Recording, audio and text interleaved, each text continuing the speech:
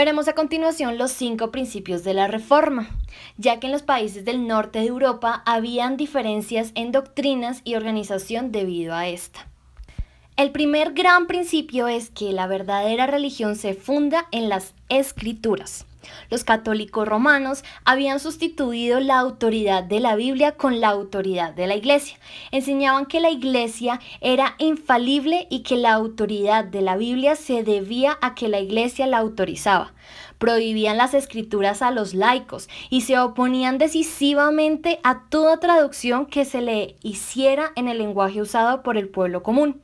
Los reformadores declaraban que la Biblia contenía las reglas de la fe y práctica, y que no debía aceptarse ninguna doctrina a menos que la Biblia la enseñase. La Reforma trajo de nuevo la Biblia perdida al pueblo y colocó sus enseñanzas sobre el trono de la autoridad.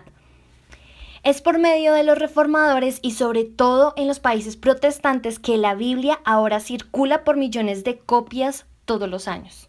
El segundo principio establecido por la Reforma fue que la religión debía ser racional e inteligente.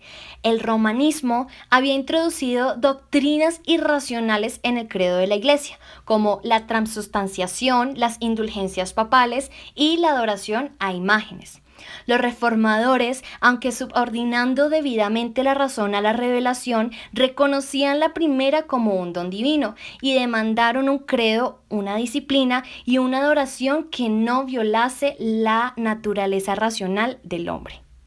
La tercera verdad de la Reforma fue la de la religión personal. Bajo el sistema romano existía una puerta cerrada entre el adorador y Dios, y para esa puerta el sacerdote tenía la única llave.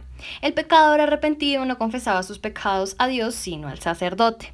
No obtenía el perdón de Dios, sino del sacerdote, quien únicamente podía pronunciar la absolución.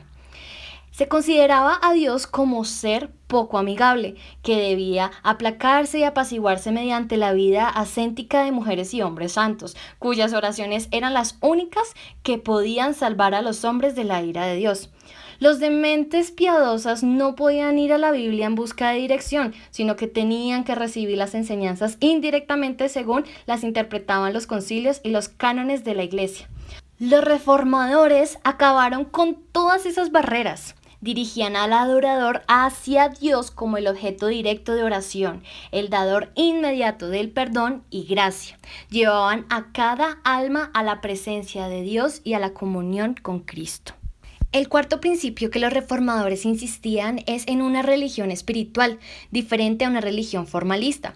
Los católicos romanos habían sobrecargado la sencillez del Evangelio con múltiples formas y ceremonias que oscurecían por completo su vida y espíritu. La religión consistía en servicios externos rendidos bajo la dirección sacerdotal y no la de la actitud del corazón hacia Dios. Hombres como Bernardo Claraval, Francisco de Asís y Tomás de Kempis vivían en íntima comunión con Dios. La Iglesia era una religión de letra y no de espíritu. Los reformadores enfatizaban más las características internas de la religión que las externas. La salvación por la fe en Cristo y únicamente por la fe. Proclamaron que la justificación no es por formas y observaciones externas, sino por la vida interna, la vida de Dios en el alma de los hombres. Por último, el quinto principio en la obra práctica de la Reforma fue el de una iglesia nacional, diferente a una mundial. El propósito del papado y del sacerdocio fue subordinar el Estado a la Iglesia y hacer que el Papa ejerciera autoridad suprema sobre todas las naciones. Donde quiera que el protestantismo triunfaba, surgía una Iglesia nacional, gobernada por sí misma e independiente de Roma. Estas iglesias nacionales asumían diferentes formas, como episcopal en Inglaterra, presbiteriana en Escocia, algo mixtas en los países del norte. Y así fue como Jesse, el autor del libro Historia de la Iglesia Cristiana, nombró estos principios de la Reforma. Vamos a aprenderlos de memoria tal cual Martín Lutero nos lo enseñó. Sola Escritura o solo por medio de la Escritura. La palabra de Dios es la máxima autoridad en materia de fe y práctica. Por tanto, nada que contraiga la revelación de Dios puede regular la vida del creyente.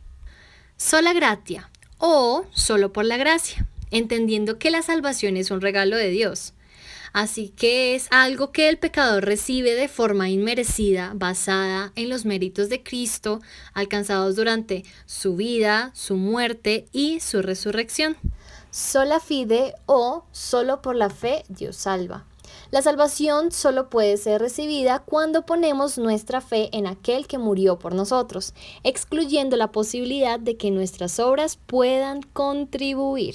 Solus Christus o solo Cristo o solo a través de Cristo. La salvación se encuentra solo en Cristo, excluyendo así todo otro camino para llegar a Dios. Soli Deo Gloria o la gloria solo para Dios.